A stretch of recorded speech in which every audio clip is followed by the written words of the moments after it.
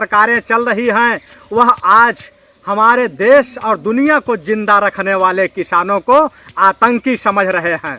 आतंकी किस तरीके से समझ रहे हैं यह मैं आप लोगों को बताने की कोशिश करता हूं।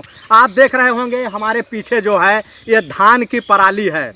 पीछे आप देखिए धान की पराली है। आज स्थिति इतनी भयावह हो चुकी है कि जो हमारे देश का किसान इस पराली को अगर जला दिया तो पूरी दुनिया में हाय तौबा तौबा मच जा रही है। आज स्थिति यह हो चुकी है कि देश का जो प्रदूषण खराब हो रहा है, देश का जो वातावरण खराब हो रहा है, उसके पीछे किसानों को बताया जा रहा है। किसानों के ऊपर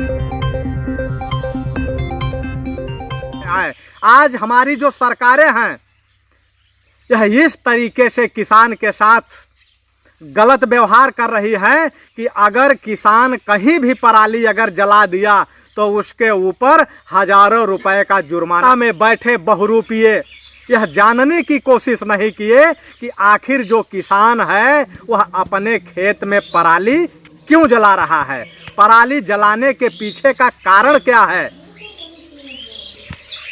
यानी कि अगर देश का अगर प्रदूषण खराब हुआ, दुनिया का प्रदूषण खराब हुआ तो उसके पीछे जिम्मेदार किसान हो गया।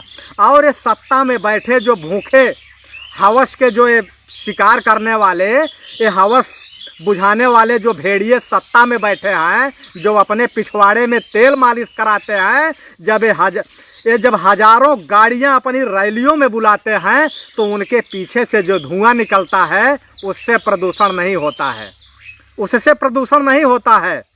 ये जो पूरे देश के अंदर जो कारपोरेट घरानों की चिमनियाँ चल रही हैं जिससे दूषित हवा निकल रही है, दूषित धुआं निकल रहा है, उससे प्रदूषण नहीं फैल रहा है, उससे प्रदूषण नहीं फैल रहा है। लेकिन अगर किसान अगर कहीं जरा सा भी पराली जला दिया तो वहाँ क्या हो रहा है कि पूरा प्रदूषण का जिम्मेदार किसान हो रहा है।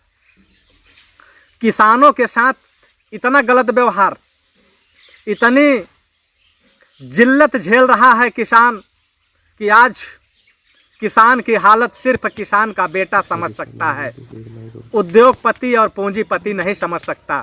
उसे हुए हैं आज चैनल पे आके डिबेट कर रहे हैं कि किसान पराली न जलाए। कहते हैं ना कि किसान पराली न जलाए तो कम से कम ये सोचने का उनके पास मौका ही नहीं होगा कि आखिर किसान पराली। यहाँ लिखा जाता है कि कच्चा माल की ढुलाई का भाड़ा इतना, कच्चे माल का भाड़ा इतना, सरकार को टैक्स देने का भाड़ा इतना, मजदूर का जो सैलरी है मजदूरी इतना, उसके बाद वो अपना प्रॉफिट लगाता है और प्रॉफिट लगा करके तब वह साबुन की टिकिया पर 10 रुपये, 20 रुपये, 25 रुपये दाम लिखता है। लेकिन किसान की स्थिति कभी किसी ने समझा, सोचने की कोशिश किया? नहीं किया। क्यों नहीं किया? इसलिए कि सत्ता में बैठे लोग साबुन की टिकिया बनाते हैं, सत्ता में बैठे लोग माचिस की डब्बी बनाते हैं, सत्ता में बैठे लोग चिमनियों का दूषित धुआं उड़ाते हैं। लेकिन सत्ता में बैठे कोई किसान आदमी नहीं जाएगा। यह जितनी भी राजनीतिक पार्टियां हैं सारी पार्टियों की देन है कि आप कितना भी मेहनत कर लीजिए, कितना भी लड़ लीजिए, कितना भी आंदोलन कर लीजिए, लेकिन उनको संसद के अंदर एक भी किसान नहीं चाहिए।